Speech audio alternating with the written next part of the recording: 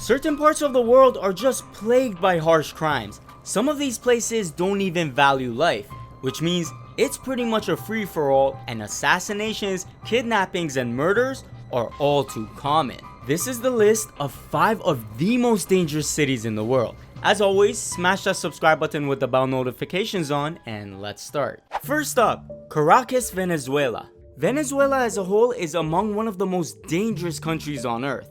So bad that they're on the do not travels destination list. However, the city of Caracas in particular is the worst one in the country. A murder rate of 100 people per 100,000 residents. This is one place that a tourist doesn't want to be. Cause you see, foreigners in this city are the prime targets. And we're not talking about being victims of little stuff like pickpocketing or common scams. We're talking about the real deal. Things like armed robberies or even worse, kidnappings. Recently there's been a huge surge in something called express kidnapping. This is where you pretty much get abducted for a short period of time while they take your cash and they make you empty out your bank cards through ATMs. Now, once the maximum amount of money is extracted from you, they then set you free. The process lasts about an hour, and within that hour, you can get hurt as well. The kidnapping rate in this city is so high that you're essentially not safe anywhere. They'll get you on the streets, in your hotel, taxis, and even airport terminals. You should also never accept any sort of pamphlets as well, because apparently those are what they call poisonous letters. These pamphlets will have a sort of disorienting drug in them that when it comes in contact with your skin, you pass out and they'll go ahead and loot you for whatever you have. Oh, and if you're a dirty little snitch like me and you want to tell the police that you've been robbed or kidnapped, well, you're out of luck, cause very little investigation goes on, and even if the perpetrator is caught, the chances of them getting convicted or even going to trial are super low. Next up, Acapulco, Mexico. What once used to be a popular destination, these days Acapulco is one of the least desirable places to visit. Now, because of the rise in criminal activities over the years, this place is ranked as the number 2 most dangerous city on earth, recording over 111 murders per 100,000 inhabitants. Day to day, robberies, kidnappings, and violent crimes plague this city.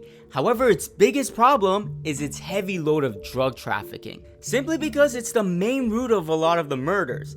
As we speak, there's a huge war going on between rival cartels who are battling it out for drug trafficking routes and territories. Some articles even say that the city is so bad that you should travel with bulletproof cars. Now this one seems a bit too exaggerated, but nonetheless, it's not a place that you should take too lightly. Next up, Fortaleza, Brazil.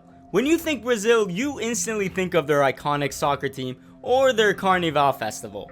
However, the city of Fortaleza is among one of the most dangerous cities in the world.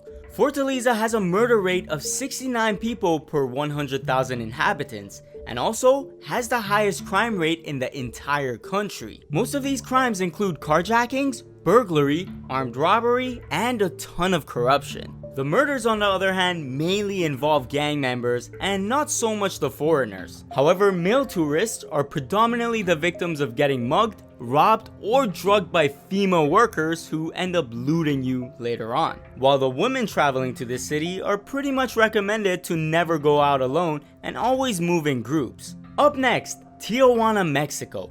Tijuana tops out anywhere else as the number 1 most violent and dangerous city in the world, racking up 134 deaths per 100,000 residents. For a few years now, this city has kept its crown and reputation for being an absolute baddie.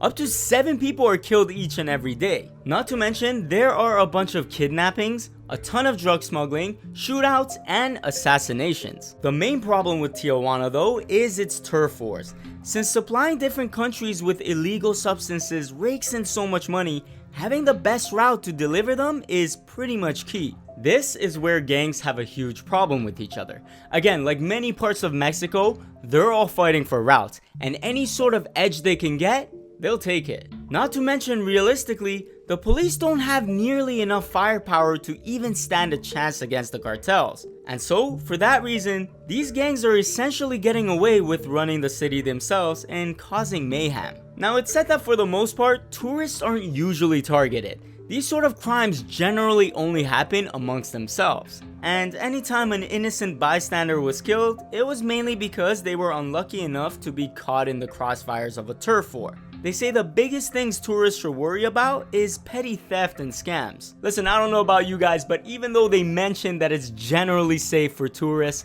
I don't want to try my luck and accidentally get caught up in one of their little wars. Next up, Death Valley, California. You know, the name of this place is already a giveaway, but why? Is it because it's run by some really dangerous people? Well, not quite. Death Valley National Park is actually the driest place in America, but what makes it so dangerous is that it's the hottest place on the planet. Temperatures here reach upwards of 134 degrees Fahrenheit or 56 degrees Celsius, unmatched anywhere else on Earth.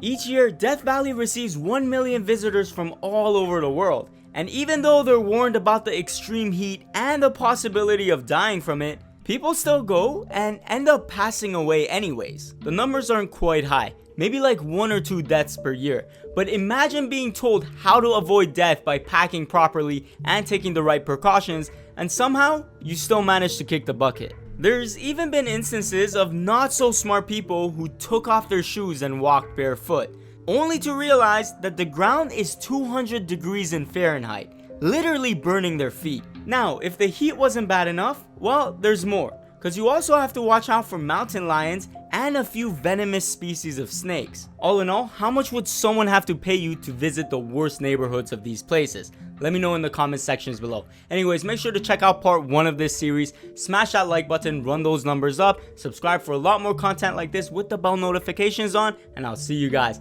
next Saturday.